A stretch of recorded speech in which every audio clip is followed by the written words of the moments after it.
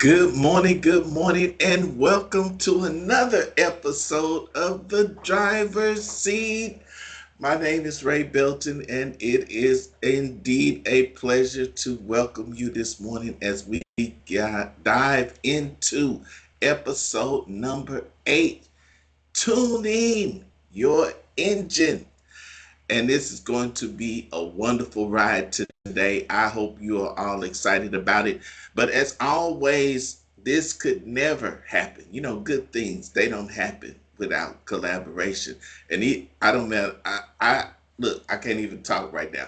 It doesn't matter how good it is. It gets better when you have great people working with you. And I want to introduce very briefly the team that helps make the driver's seat work, what makes it roll. Our team here in OD, the proud members of the OD team of the Center for Public Leadership and Learning. I want to begin with someone who has been so instrumental in the background, and I just want to give some props to Miss Sandy Moffitt, who is not 100% today, but she said, I am going to be present for the driver's seat. Sandy, can you just give them a quick hello this morning? Hello, everyone. Happy Friday Eve. Thank you guys for tuning in. You're in for a real treat. All right, thank you for your commitment, Satin, to this great endeavor we call the driver's seat. I also want to welcome Miss Consuela Frazier. Consuela, say hello to everyone. Good morning, everyone. Welcome to the driver's seat. Thank you so much for shining your light on us. Now, I want to also welcome Miss Oninya Iwulu. Good morning, everyone. Welcome to the driver's seat. Good morning, Oninya, and thank you so much. We're looking forward to hearing from you later on. And our illustrious leader of the team, and she will come back and be our interview host later in the driver's seat. Miss Denise Weiss. Good morning, everyone. We are so glad you're here. Welcome to another driver's seat. Buckle up. We're getting ready for a great ride today. Thanks for being here. A wonderful, wonderful, wonderful ride today. And thank you all once again for showing up. You make it just next level with your presence. I see you guys are jumping on here. So don't just be present in the meeting, be present in the chat. It's over there for you to help you all connect. So make sure you light up the chat. Make sure you let your voice be heard. I got you muted. I got you muted on your microphone, but you can say whatever you want to in the chat. So let's get this party started. We always begin with our CBC, which is connection before content. So before we drive into our topic for today, I want you to think about this. When you think about your own growth at work, which factor has helped you develop the most? When you think about your development here at work, which factor has helped you develop the most? And here are the choices. Now, you can answer this in the chat however you please. Some of you are very good at emojis, and if you want to use the emoji that's in front of it, you can. If you want to type it out, you can. If you want to turn those emojis into numbers and just say 1, 2, 3, 4, starting at the top, you can do it however you want to. But let us know when it comes to your growth at work, which factor has helped you to develop the most? Is it having access to learning resources when you needed them? Is it being able to apply new skills on the job? Or maybe it's getting support or feedback from leaders and peers. And some of you may say it's learning from real experiences or stretch opportunities. Oh man, look, Boy, y'all are so good this morning. I cannot keep up. I cannot keep up. But I see a lot of feedback here. Let me see if I can catch Crystal. Says learning from real experiences. One says all of the above. Mr. Tolliver says getting support.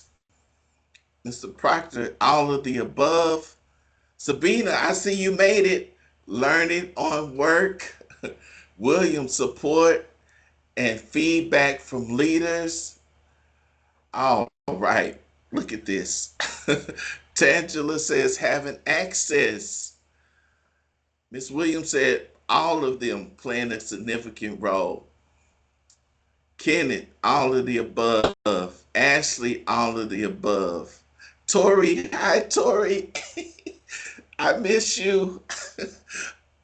All of the above, but especially learning from real experiences or stretch opportunities. Lakeitra, real experiences. Oh man, let me see. I'm sure I missed somebody because it's going so fast. Sherry says being flexible to change. All right. Feedback and guidance for Miss Cordova. She is a catalyst at its best. Leslie says learning from real experiences. All right, all right. Dominique, probably all of the above. All right, all right. I couldn't get to everybody because I can't keep up with y'all today. That's just telling me how great of a time we're going to have today. This is going to be awesome. Marsha says all of the above. All right. So when we talk about these things, access, being able to apply your skills, getting feedback, learning, we have a wonderful panel today that is going to give us some great insight from their years of experience. But before we do that, I just want to remind everybody that when we come to the driver's seat, it's about you. It's about you literally being confident that you can make a difference when you show up here every day. That your development is towards a difference for this great city of Houston. So every time we come, we want you to discover how to apply our engagement drivers to spark positive change in the city of Houston.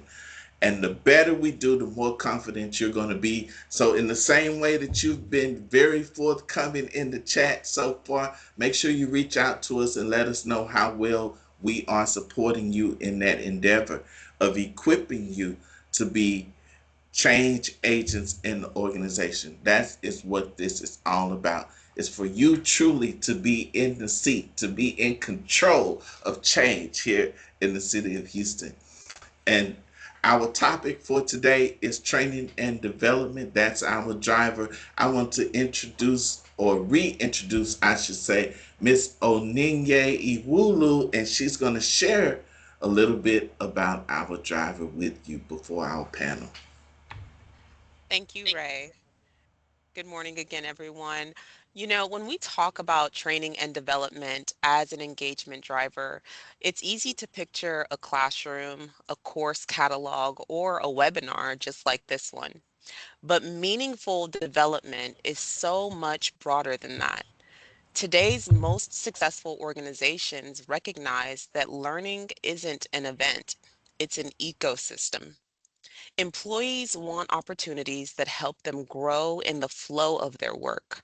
In fact, according to LinkedIn's 2024 Workplace Learning Report, 79% of employees say that they want learning to be more personalized and integrated into their everyday responsibilities, not something that happens once a quarter in a training room.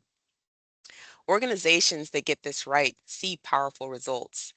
Deloitte research shows that companies with strong learning cultures are 52% more productive and 92% more likely to innovate. Organizations with strong learning cultures aren't just offering training, they are tuning the engine of performance.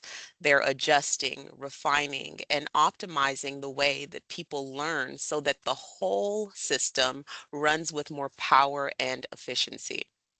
So, what makes the difference? It's intentionality. It's designing learning experiences that go beyond access to information and instead support application, real world practice, and continuous improvement. Development becomes most meaningful when employees can take what they've learned and use it immediately on a project with a customer during a stretch opportunity, for example. That's where the capability and confidence grow. So, as we explore this or the training and development engagement driver today, I want you all to think of this as tuning the engine of our workforce, making small intentional adjustments that help every employee build momentum and, of course, drive transformation one change at a time. Back to you, Ray. Thank you so much. Somebody help me give her a hand. Help me celebrate Oniye. She shared some very valuable insights, and I hope that those insights inspired you. But if you were not inspired already, as I said, we have a wonderful panel that is going to share with you today. And I'm going to bring on Denise so that she can introduce them to you. Give her a warm welcome as she comes. Good morning again to everyone here in the driver's seat. Listen, this is our eighth EP, our eighth episode, and we are so excited about it. Ray does a great job of introducing the team, but before I go forward, could you help me give Ray a hand for leading this and putting this together? And just he's a part of this awesome team, and we're in this thing together. So let's give him his kudos. I know he's got that HPW club out there for all the awesome work he's done as a culture mechanic before. We had the privilege of having him join the CPLLOD team. So wanted to say that before we go on. But for today, training and development being our key driver that we're focusing on, I can tell you that as we get ready to have our guests, you saw in our announcements we had a special guest, but the first one I want to introduce is the vivacious, effervescent, effervescent, never a dull moment. You're in for an experience whenever you interact and encounter with her. Dr. Crystal Bessick, formerly the chief learning officer, but most recently has been promoted because of the impact she's been making across this organization, is now the deputy director of human resources at the wonderful city of Houston.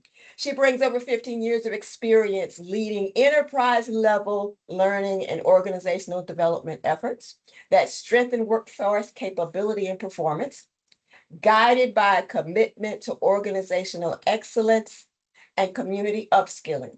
She focuses on innovative, customized learning solutions that empower people and enhance how organizations operate and serve. So let's first bring to our virtual stage and living room here our driver's seat, Dr. Crystal Bessick. Let us see you today, ma'am. All right, all right. Good All morning. right, all All right. right. Raise the Wonderful, roof. Come on up. wonderful. They are raising it. They're on fire today. I was trying to keep up with the chat too. This is a on fire audience. This is going to be great. And let me tell you one thing about this woman. If you haven't met her, the one thing I can say, the woman loves learning. The woman loves training. That is her. That's her. That's all that she's about, and everything that she does is towards that end. So we're so fortunate. But now, anybody great with emojis? Give me some drum rolls because we have another special guest. Our secret guest that we were building up for this one, we want to, for the first time on a large stage, introduce you to our new Chief Learning Officer for the City of Houston City Center for Public Leadership and Learning, Dr. Nifa Escobar. She's our new Chief Learning Officer, and she brings over 15 years, another 15 years. How about that? They're twins even in that. 15 years of executive experience in enterprise learning, leadership development, and workforce strategy within complex behavioral health systems. I have a special place for that because my mom and all of spent most of all of her career in mental health and behavioral health. Dr. Escobar's background spans the full spectrum of people operations. She is a ProSci certified change practitioner. Ed Carr, guys heard about that change management methodology, excited about that. MBTI certified, and she holds a PhD in leadership studies from Our Lady of the Lake University. In fact, the two of them are both ladies of the lake with their doctorate.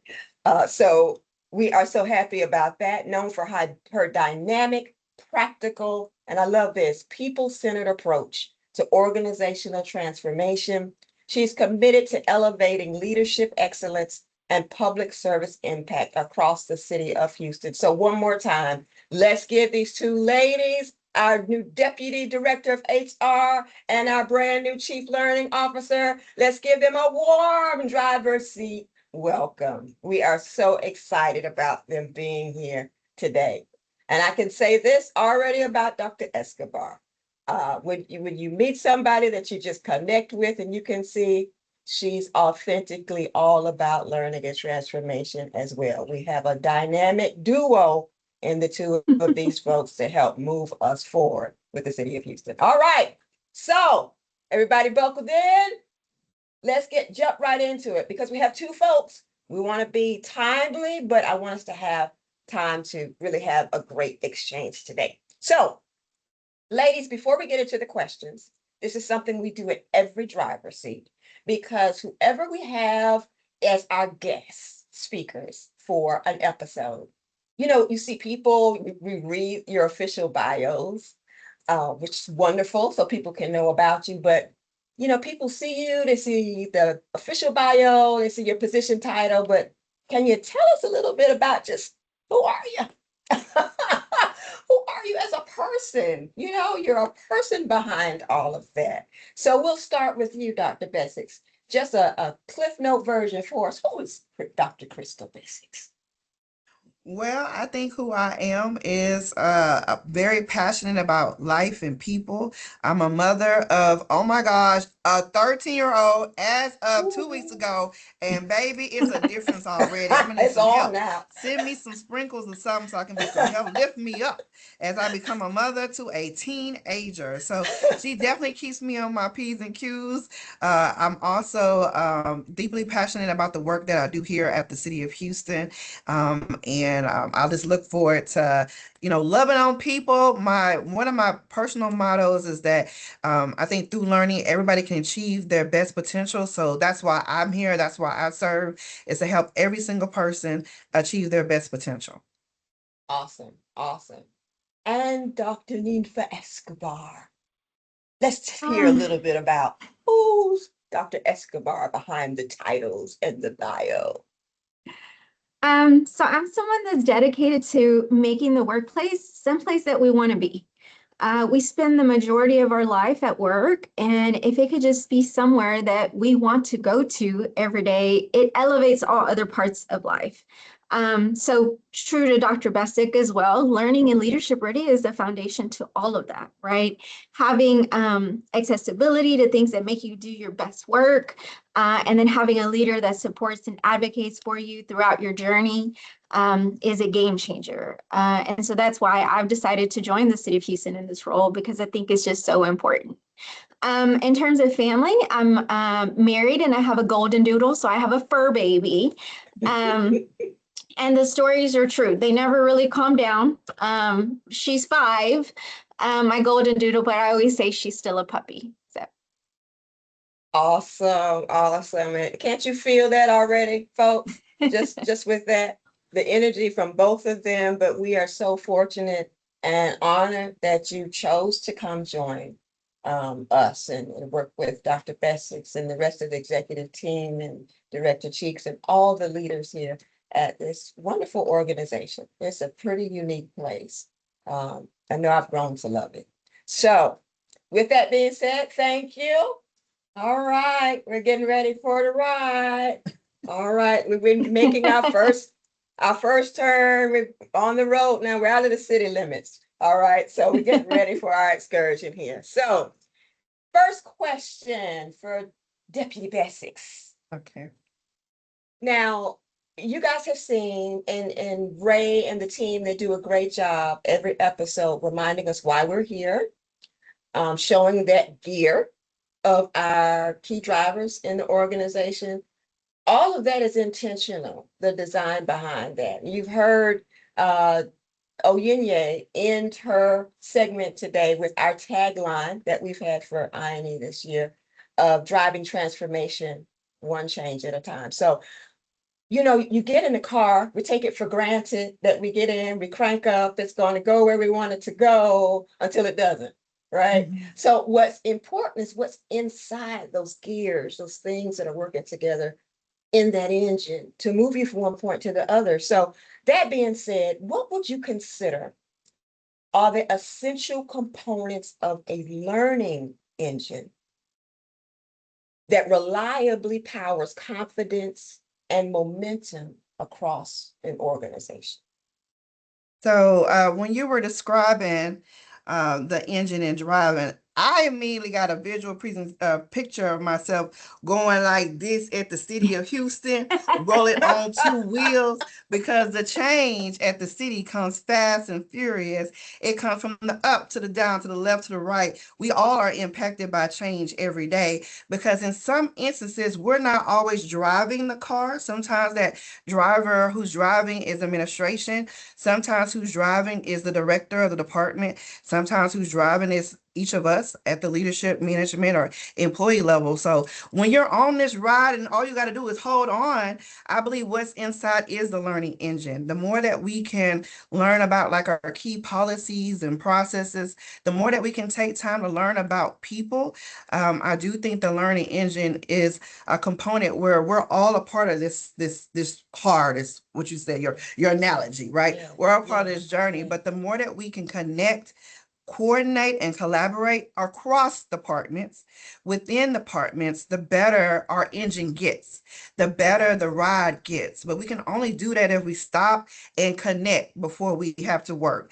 We can only do that if we learn and understand project management, process improvement, better leadership management principles. We can only do that if we learn a little bit more about change management. And it doesn't matter how tenured you are in your role or your years of experience. I recognize, because I've been at the city now for going on 2 years, and some of them holding it down for 34. I'm at 34 years earlier this morning. So some of our employees have been here through all the changes and all the different administrations and all the different leadership ebbs and flows. And I think the key to kind of making sure you stay successful is always evolving, always doing a tune up on your engine, making sure you stay abreast of our key agreements, like our Hope MCA contract that we just signed in 2024, making sure we stay abreast of our HERE performance plans and cycle. You have to do that sometimes on your own. Be self-directed, seek out opportunities. So when you go back to your CBC question earlier, a lot of people in the chat put all of the above, and I think that that's rightfully so. I think the learning engine is powered by our ability to have access to learning. And learning comes in all shapes and sizes. So it's not just the courses that we offer or the programs we offer at the CPLL, but it's on the job learning. It's that one moment that you got that one leader to sit down for that 5 minutes, and you were able to listen and be open-minded to their feedback, that you were able to grab that and put it in your back pocket and say, oh, I need it. That's food for thought. I need to remember that. It is the ability to say, okay, I just attended a CPLL class. So now let me proactively apply that to the job. I can have all the programs, the human resources can have all the programs and courses available to the city, but it's up to you when you leave to actually do something with it. So the learning engine required us to be connective, collaborative, proactive, self-directed, so that we can continue to drive the city of Houston into the future. Awesome, awesome, awesome.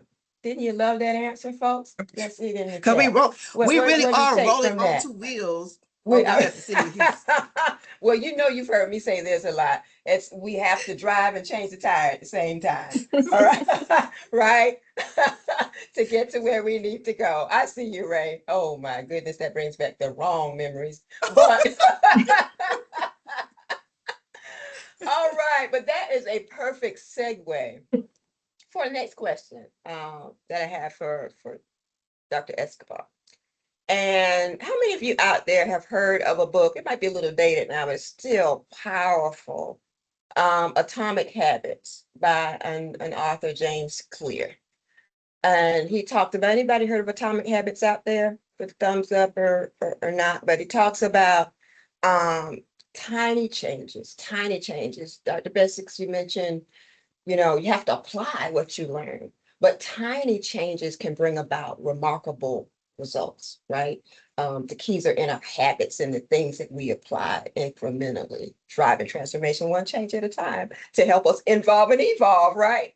So, Dr. Escobar, with that in mind, what leadership behaviors and rituals have you found most effective for sustaining a culture of learning and continuous improvement? Yeah. So, great question. I think what I've done and what I've seen to be effective are two main things.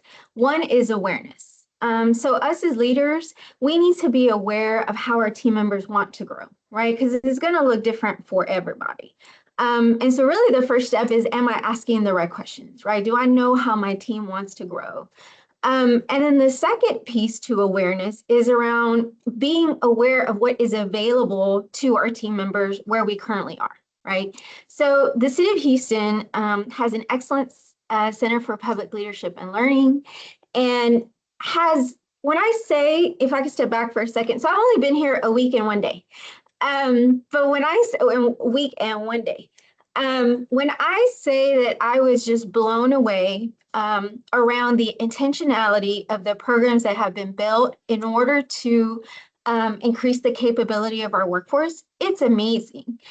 A big part of my role is going to be that everybody knows what we're doing, because it is such an opportunity for leaders to bring about engagement on their teams, right? You don't have to go on LinkedIn very much to see that everybody wants to grow, everybody wants to develop, everybody wants to do these different things. And I think us as leaders, depending on where we work, we always feel like we're limited, right? Because there's a finite amount of promotions sometimes, right? And we miss that growth and development isn't always a promotion. It's around what do we do to get people there so that when the promotion comes, they're ready, right? So awareness, and the other piece is around encouragement. So learning doesn't happen just because the resources are available. It happens when it becomes our ongoing dialogue. So I love things that are easy, right? Anybody does. We have to remove friction to make the right things easier to do. And so I always think about, what are the current vehicles? And actually, I didn't plan that. It just kind of goes with the theme. Ah, I see that. I What see are, that. you see what I did there? Yeah, I see. Like, what are the vehicles of how we connect? What are the vehicles of how we can communicate? And then hardwiring what we're trying to change to those things that already exist, right? So for learning, in your one-on-ones, just making it part of my one-on-one conversation. What did we learn this week? What did we learn this month? What do you need to learn to do your best work? So the rituals is around how do we embed it into ongoing conversations?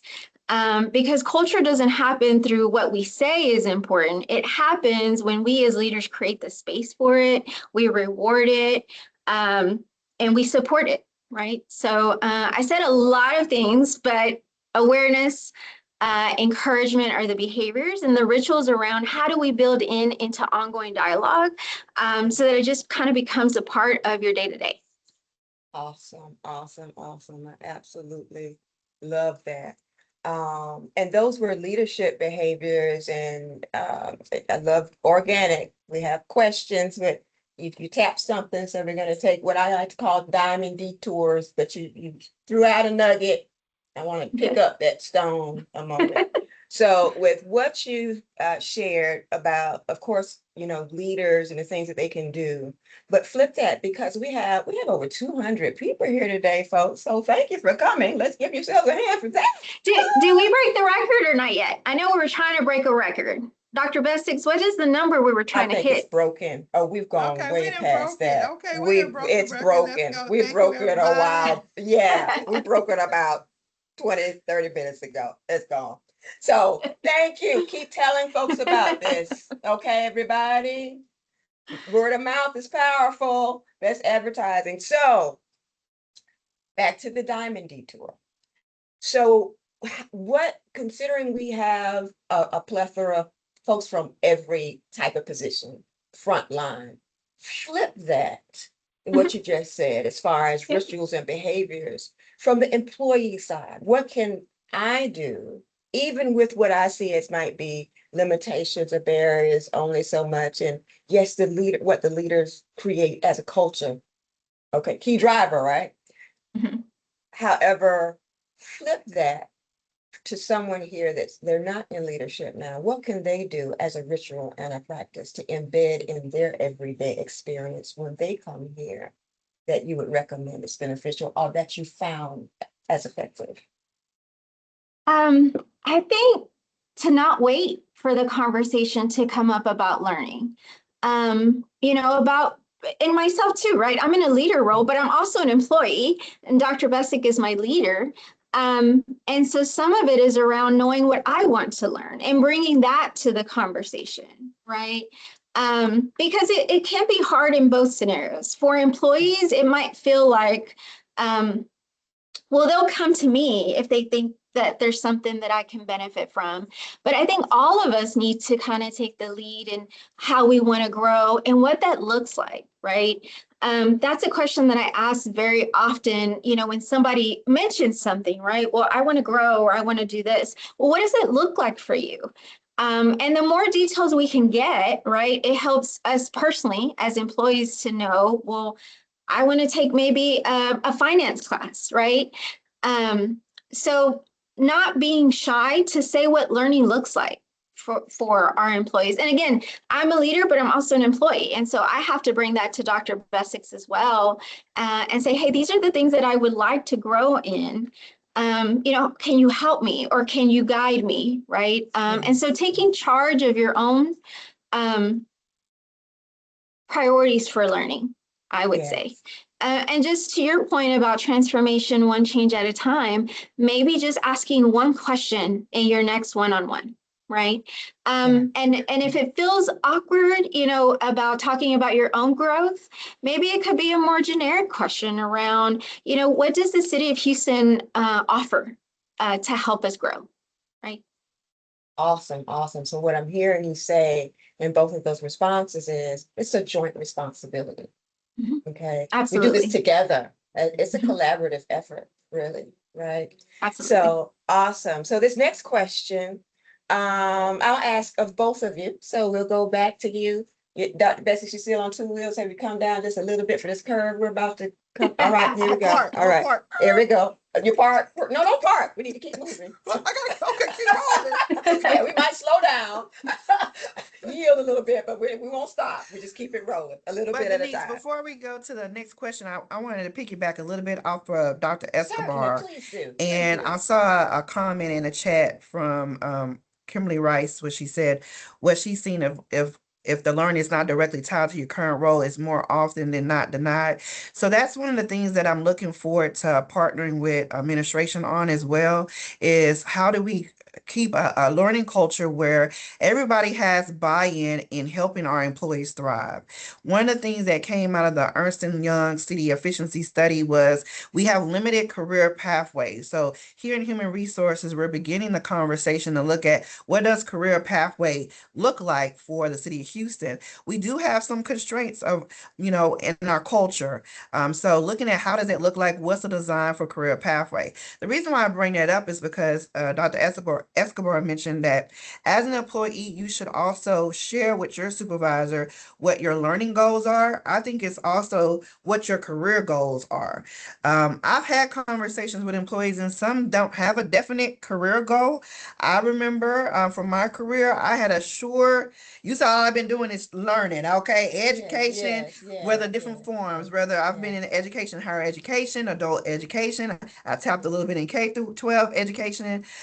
So I just know that in that role, it has many dynamics. So being able to know kind of where you're going, so we're talking about the driver's seat. So we got to have a direction. I think that if employees can be a little bit more clearer on what direction they want to head into, then you can look at how learning can be aligned to that. So whether it's like, okay, let's say that you want to do, you want to move into a management or supervision role. Well, let's just say at the CPL, we have our CAPS program. That may be something that's attractive for you. Or you may enjoy some of our SYC, which is strengthening your core courses, which are aligned to the HERE behavioral factors. So let's say you choose problem solving. Well, problem solving may show up in your current role, but it's definitely going to help you as a manager and supervisor. So that's the way how you can make learning kind of connect to where you're going and what your direction. But I think that's important as well. Awesome, awesome. And then you sparked something with A diamond. no, but not a diamond. We're just tossing them out. We got a full jewelry store over here. Watch out. So, but you mentioned having, well, what I heard you say was, we have to, as employees, which we all are, to Dr. Escobar's point, you need to have a vision for yourself, right? And it be clear. So when you're in a vehicle, there's a reason why the rear view mirror is smaller than what's in front of you, than the windshield, because whatever you focus on is where you're going to head. Have you ever been driving? You started looking somewhere, didn't realize it, and before you know it, you're out of the lane. So have a vision for where you want to go, is what I'm hearing you say. And of course, we learn from prior experiences, but don't get stuck. Because if you look at that rearview mirror too much of what you didn't have or what could have happened, you could end up in a wreck, right? Because you're not focused. So that's again, training and development. I'm hearing both of you say, and I want to elaborate on the fact that it's a joint effort. We all have ownership in that as individuals and our vision and what we see for ourselves, as well as with the leadership in our organizations, our buildings. So thank you for that. That was awesome. So our next question, with this, yes. I just wanted to add one more thing. No, Dr. come on, Betsy this is just why we do provides this. all kinds of diamonds. Yes. One of the things that I think is important that I fell into early in my career is that when you don't know what it is that you want to be, it can feel very intimidating, right? There's certain careers that are, you want to be a teacher, you want to be a doctor, you fall into this bucket. And when you don't fall into a bucket, you feel like you're not on the right path. So I wanted to share kind of two practical things that I've learned throughout my career that have helped. Please. One is around not asking yourself what you want to be, but what type of impact do you want to have, right? Because that feels a little different. Yeah. And the other piece is if you don't know what that looks like, right now we're in the age of AI. So now we have helpers all over the place. But looking up jobs, right? Saying, I want to make this type of impact. What does that job look like? And then finding out what you need to do that job. And so that in a way kind of creates a path that you didn't think of, right? And so if you want to be a something or you want to have some type of impact and you need certain type of experience or certain type of skills, then that gives you a little bit of a roadmap, right? When you don't think that you may know. So those things have helped me in my career, super practical, easy. Again, that's what I like because those things tend to stick. And so I just kind of wanted to share that with the group. Oh no, that's awesome. I like that. That's amazing. That's And amazing. Denise, one more thing. I know you're trying to get to the next No, question, but I that's see fine. We're doing good on time, I but this is what we I love. gotta This is say what we this try to do. because it came up in the webinar in January with Director Cheeks. And so I see Cynthia Walton from GSD says some departments will not approve training if there's department cost. So I stopped that practice over a year ago for everyone on the call. Say it again. If you have a problem, call me. But all training is free at the Center for Public Leadership Learning. Now, if your department chooses to go get some training from a different vendor that I did not approve, okay, okay, because I prefer to partner with departments on their training needs. But for a CPLL, all of our classes, all of our programs are free for July for the fiscal year. We understand that we have a deficit. We got some challenges with our city budget, right? And that will continue on for fiscal year 27. Now I don't know what's gonna happen in fiscal year 2028, so you better come on in while it's free. Okay. Better come on in and get your learning while it's free. But no, we do not have course registration fees on our courses anymore because I want to remove barriers to access. I want every single employee to come through the center and get the learning, development, and growth and coaching that they need. So it's free. Awesome. You guys heard that? Nothing like free 99. Free 99. Okay. Come while the sign is hot, like the Krispy Kreme donut sign. Drive in while that sign is hot. All right. So that's amazing. And you said something else that we might want to go to. But just real quick, well, you can say more at the end. We've got like at least two more questions I definitely want us to get through before 10:45. But Dr. Bessick, you want to give a little preview that we're actually moving into a new facility? When you say come through the center, we'll actually have a new center, a new place to Yes. be. So you want to give a quick plug?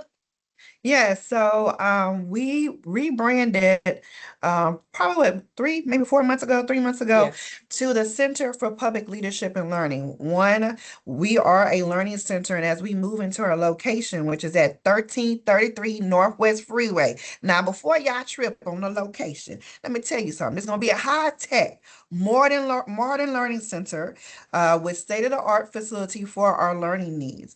It's going to feature a learning lab for our staff analyst development program, our Power BI, Power Up program. Eventually, you're going to see virtual reality, simulated learning, and augmented reality learning at the center. It has a plethora of new classrooms that are available for our CPL use as well as departmental use for our training needs. It has a large classroom space that can fill up to 75 people for our new employee orientation. We're also launching the new employee experience, which is a partnership with Human Resources for our in processing. In processing session, which will connect to GSD badging office, which then will connect to the HITS laptop assignment and training. So on day one of an employee's career at the city of Houston, we finally got it all together now, y'all. So you will be able to come in on that one day, get your HR processing completed, move on down to GSD, get your employee badge. Okay, there is no delay. You're gonna have your employee ID on day one. Okay, you're gonna have your badge. Then you're gonna go right to the hallway, right on the other side, pick up your laptop, mobile device, backpack. Plus, HITS will provide some training to help you understand how to get access and get on situated. Then you're going to go around the corner to the new employee orientation. One day, we're going to become the welcome center for all city employees. So I am very excited about, and it's probably more, we're going to be launching a lot of new training opportunities in AI, co-pilot chat. We're going to be launching several new leadership, management, and development programs.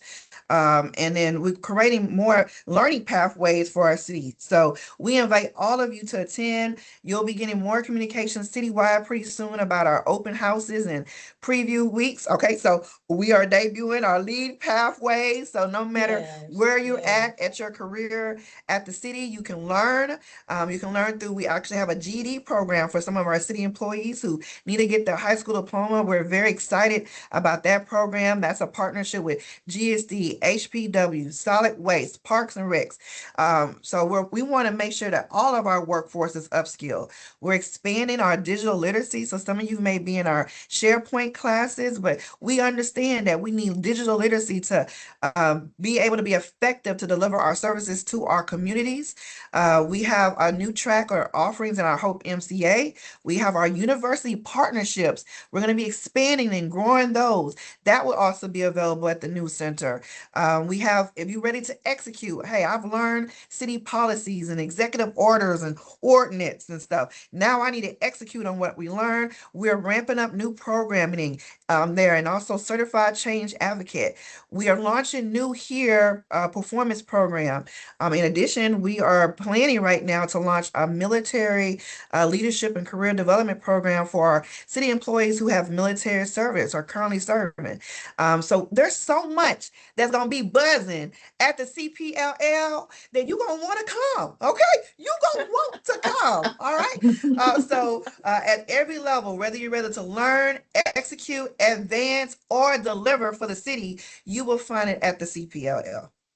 All right. I heard somebody before you could say two things. It's like, sign me up today. Okay. I mean, the chat, the chat is just lit on fire again. Yes, it'll be worth the drive. Okay. So actually, I think that answered that next question. You took Okay. care of it. So we can skip that one and go to the very last question in this last minute or so. For Dr. Best, because both of you can speak to this. And then I'll ask the question, but the last thing I want you to say is, if it was one thing you want to leave with our audience today, what would it be? And then we have some things for the team, some takeaways, things we do to wrap up in our last few minutes. But how does learning support the accomplishment of the city's priorities?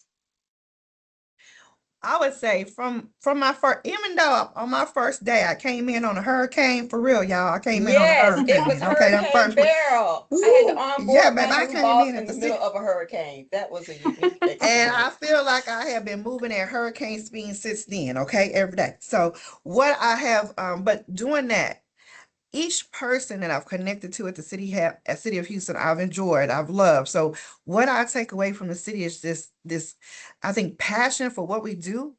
It's some really good people here at the city of Houston. It's some people who have committed a lot of service and time and energy to what we do at the city of Houston. That's what makes us great. The great people that we have that's committed to what we're doing and how we serving our residents. That same love is all we need. The love for what we do is all we need to be even greater and better than before. So I think the city of Houston is perfect for becoming that learning organization that embraces everybody for where they are, who they are, what they're doing, and helps to upskill or take them to the next level. So I think that's how learning will support where we're headed in the future for the city, is just being able to take people where they are and looking at how we can uplift them through learning, development, and growth opportunities. All right. 6 in 1 days, Dr. Escobar. What would you like to leave with the folks and say as wrapping up this interview segment? Yeah, so I want to thank everybody for joining and letting you know that your feedback is not lost on us. So as a team, we'll be looking at what you're sharing in the chat so that we make sure that we continue to plan with intentionality. So I looked at a comment about solid waste, indicating about their work may not always allow them to have accessibility to our courses. And so I just want to point out that that feedback is important, and we're going to take it back, and we expect you to give us continuous feedback around how do we best elevate you? How do we best do the learning so that you could do your best work, and for the city of Houston to be somewhere that you want to continuously be.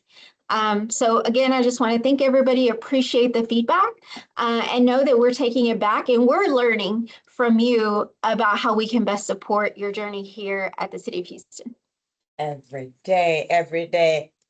Give these ladies an applause. We have a dynamic development duo. And so we just want to thank you for being here today and your contributions. And with that, I want to turn it back over into the capable hands of the culture mechanic, Ray, and the rest of the team for our wrap up. Please stay on board, everybody, if you can, to the end, other things that we have. So thank you, ladies. We so appreciate you. Looking forward to the future.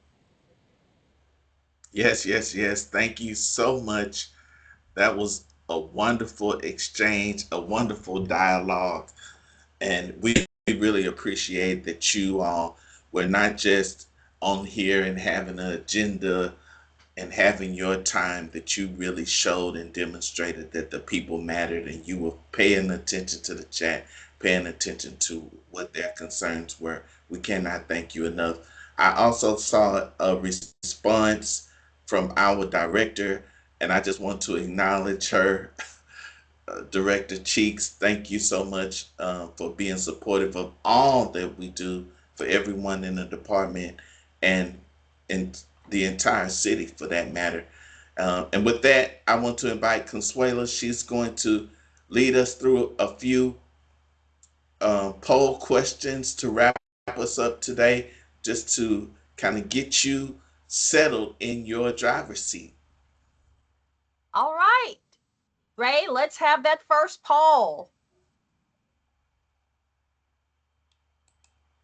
Okay, so what makes development meaningful? Here are your answer choices, and the poll will run once I read the choices.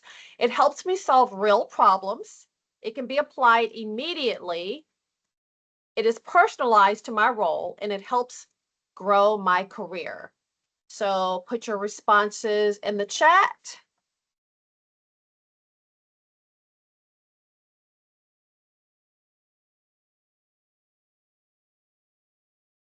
And okay, so I see that 37% said it helps me grow my career. It's basically split. It helps me solve real problems. And everyone chose one of the choices above.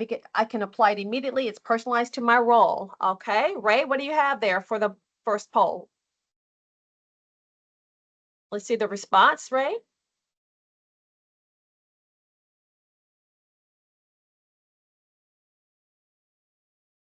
We can see it. Oh, okay. I cannot Yeah, I see think it. we're Okay. ready for the next question. Yes, let's go Yeah. to the next Yeah. question. Helps me grow my career was up to 40% by the time it was done, but let's keep it moving. All right. Which statement best reflects your mindset about your own development?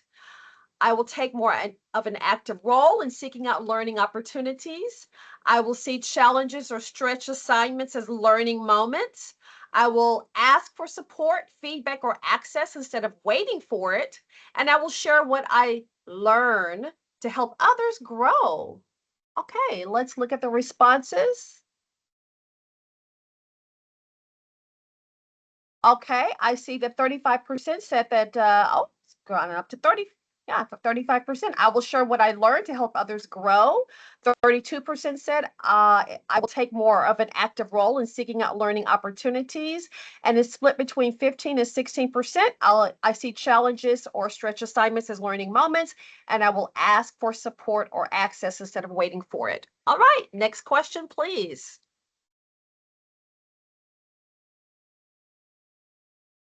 What is one action you plan to take in the next 30 days to support your own growth? Request access to a resource or project that supports my development. Set a small, achievable learning goal I can work on weekly. Ask a leader or peer for coaching, feedback, or guidance. Apply a new skill or idea directly to my current work. Or identify and remove one barrier that is limiting my growth. What is your answer to that?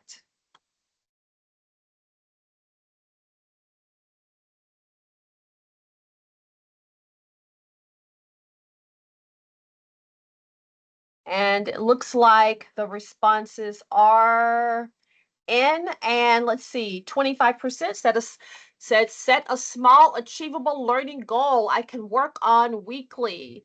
Next is apply a new skill or idea directly to my current work. 20% said identify and remove one barrier that is limiting my growth, and 17% request access to a resource, project, or conversation that supports my development. All great responses. And do we have another question, Ray?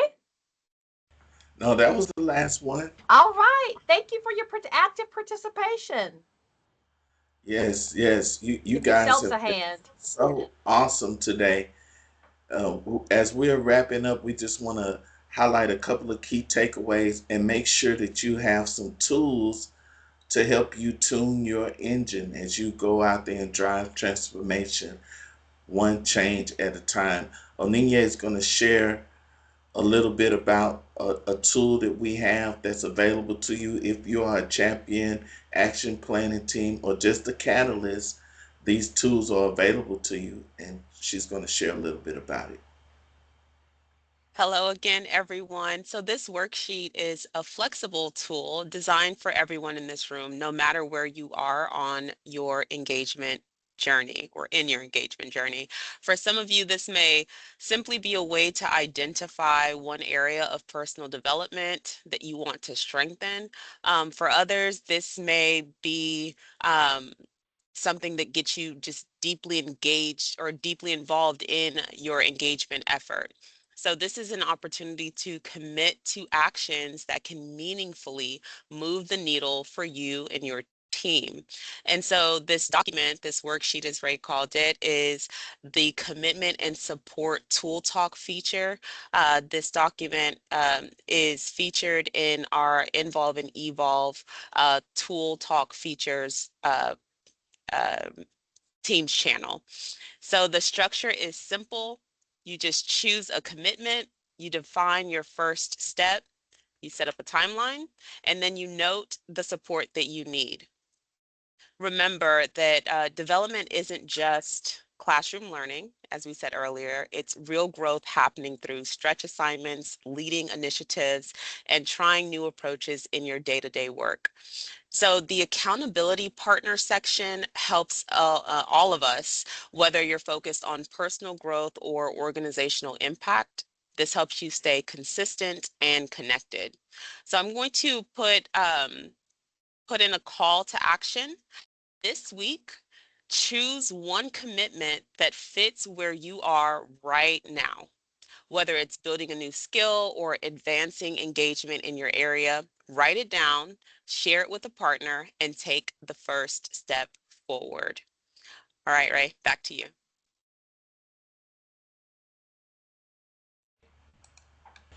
And I just can't thank our guest enough. I just want to give you a quick reminder of what's available to you. Look at it. Look at it. it it's so much. And Dr. Basis did a great job of trying to cover it all. She probably couldn't touch everything, but there is a lot of intention being put into you being able to grow as an employee, or I'm going to say as a change agent in this great city. And so I just want to give you a reminder of that. Before we go, our next episode, I don't know if y'all can break the record y'all did today. Yeah, well, y'all shattered the record today. But our next episode is going to go on a little deeper and different level of you taking care of yourself. We're going to talk about rest stops and pit crews as we dive into the driver of benefits and wellness. Our guest is going to be Mr. Sean Small from HR. He is a subject matter expert and he is so supportive. So we are looking forward to you joining us for this next episode. Make sure you tell everybody about it. I guarantee you it is going to be great. It's going to be awesome. Now, we want to ask you all for feedback. Dr. Escobar told you all we're going to take what you're saying and use that to drive decision making. She's a data led leader, and so if you all would so kindly please fill out this survey and give us some feedback on our webinar today, how we can make it better, how we can improve and support you in any way that we can. And so I'm also going to say, if you will, if your questions haven't been answered, it's 10:59. We're going to cut you loose at 11. But if you do have time to hang around, I will be looking back into the chat. There's some questions, there's some requests. Myself and the team will try to answer as much as we can right here and right now. And so if you can stick around to get that, get feedback, get access, get links, all of those things, we'll try to put as much of that in there as we can. But know this, you have access because you were present today. You can always go back to the chat and catch some of the things that you may have missed. Okay? It is 11 Ray, o'clock. Yeah, did I? Ray, just Did, before we sign off, I'm not sure if I missed it because I think my Teams is sort of frozen. Did we post the commitment and support tool in the chat? we're about to I do was that. trying to. Okay, awesome, awesome. Thanks I have, again, everybody. thank you, Denise. Thank you, everyone. Thank Have you, everyone. Let's a get ready to roll on these two wheels. Come on now.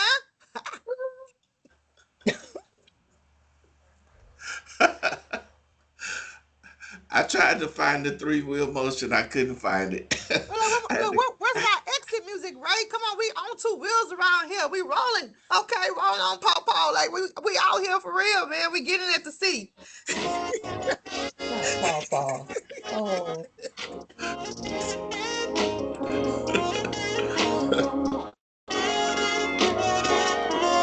uh,